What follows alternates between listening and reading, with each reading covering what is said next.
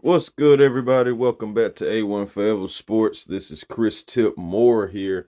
Hey, man, be generational because there's always time to be. And don't you settle for less because you always can have more with the vision. And today, just doing a Braves update. It's a lot of things that's going on around the MLB. Winter meetings is going on. I'm here to try to figure out what's going on with the Atlanta Braves. Talk about the Atlanta Braves and their offseason so far. I'm not going to be holding you guys too long, but definitely got to get into it. You have guys getting 15-year contracts like Soto. You had Willie Adames getting like 7. The Braves, they've already lost Travis d'Arnaud. Some people would say the heart and soul of the locker room, or at least one of them. He's going to the Angels. They also lost home run hero, World Series champion, Jorge Soler. As you know, they had to get off of that contract to try to save face, try to save money. Moving forward on from Soler I don't think it was a bad move at the end of the day, honestly. But the biggest loss, of course, of the offseason for the Atlanta Braves so far is losing Max Fried. Now, I would have loved to bring Max Fried back, but that price was always the biggest hurdle. And also, we know that Alex Anthopoulos doesn't want to give guys in their 30s big contracts like this when it comes to pitching.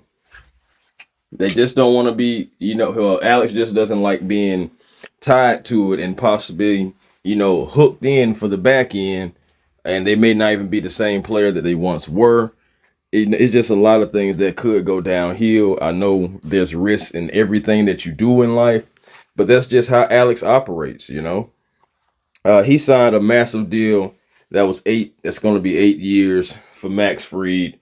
And, you hate to see it, but it's like it was expected, like I said. Now, guys that are, technically free agents, but they may still return is Luke Jackson, Charlie Morton, AJ Minter, Griffin Canning, who was a Brave for like 3 minutes. And then next thing you know, he was being waived. And they also have Ramon Laureano out there who potentially could be back if they can't find a better replacement. And I'm thinking about that whole left field thing. Do you think the Braves would be interested in possibly bringing back Jock Peterson? I know he's been playing with the Diamondbacks and the Giants like the past two seasons. He's kind of been like designated hitter because they have other guys like in the outfield that they prefer. He's a left-handed bat. He played left field. So, he's familiar with the Atlanta Braves, of course. And he's still a fan favorite even after all these years that him being gone. I think Charlie Morton ends up with the team again, y'all. I think Charlie Morton ends up with the team because he's familiar. It's a possibility he can be way cheaper than some other guys. Just staying within the price range that Alex Anthopoulos is looking to pay. I think Charlie Morton will be an Atlanta Brave going into the 2025 season. I could be wrong. Alex Anthopoulos could make another move. But we're seeing guys go off of the board, and no moves have been made at all for the Atlanta Braves. And Braves fans, I understand your concern because I'm a little bit, antsy, I guess, anxious to possibly, see what can possibly happen because now, not only do you need a left-handed bat or at least a left fielder, you also need something even more important, and that's starting pitching. Now, as I would love to replace Max Fried with somebody like Corbin Burns, who's only 30 years old, again, I just told you what the problem may be. He's 30 years old. And second, he's going to get somewhere in that range where Max Fried, I believe the Max Fried deal helps a guy like Corbin Burns, especially because Burns and Fried also was close in ERA for the last 5 years. For the Braves, as far as options as starting pitching, I mean, there's still a lot of starting pitching out there. I mean, you got Walker Buehler, someone who excels in the postseason, it seems like. You could try to bring him in. I know it's Max Scherzer, Clayton Kershaw. Those last two names I'm very iffy on, just because they're older. Same thing with Justin Verlander. All those guys, they're proven guys from the past, but they've dealt with injuries. They've lost some stuff. Scherzer, if you was to go out and try to get Scherzer, you're basically hoping that he can come back and renew his career similar to like Chris Sale, keep trying to excel like Charlie Morton, maybe even like Jesse Chavez, somebody who I also believe the Braves possibly may bring back just because how well he does in a Braves uniform, you know. Jack Flannery is an interesting option. If you want to try to bring in a bigger name and try to replace the things that you're losing with Max Fried now leaving, we need starting pitching. I said this in my previous video about the Braves.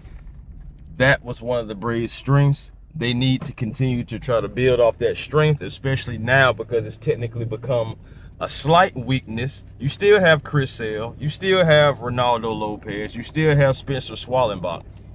But you know, it's the questions, you know, about the 4th and 5th starter now. I mean, you're not going to have Spencer Strider back at the beginning of the season. That's for one. Then you have to see what kind of player he's going to be coming off of his second Tommy John surgery. There are names out there. It's just impact. I'm thinking about real significant impact as far as players that the Braves can bring in, especially from a pitching standpoint.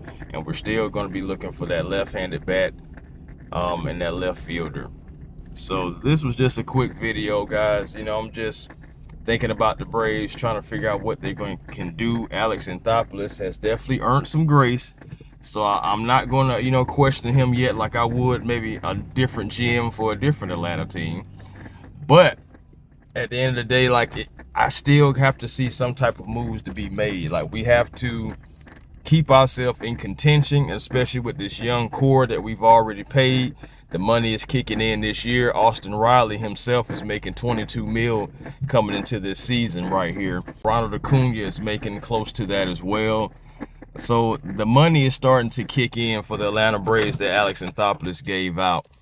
And, you know, so the threshold is still like $241 million, and the Braves are sitting in the 220s. It's going to be interesting to see what Alex can be able to pull out. We'll see, guys. Just stay tuned, Braves fans. I'm going to do my best to continue to provide Hawks, Braves, and Falcons news as soon as it comes across my mind, or if it's breaking news as soon as it drops. Thank you guys for tuning in. Please like, comment, and subscribe to help me get out there in the algorithm, continue to grow A1 Forever Sports. And hey, man, Chris Moore here. Peace and blessings to you all. Enjoy your Saturday. It's all about the A. It's for the A. Let's go Braves country.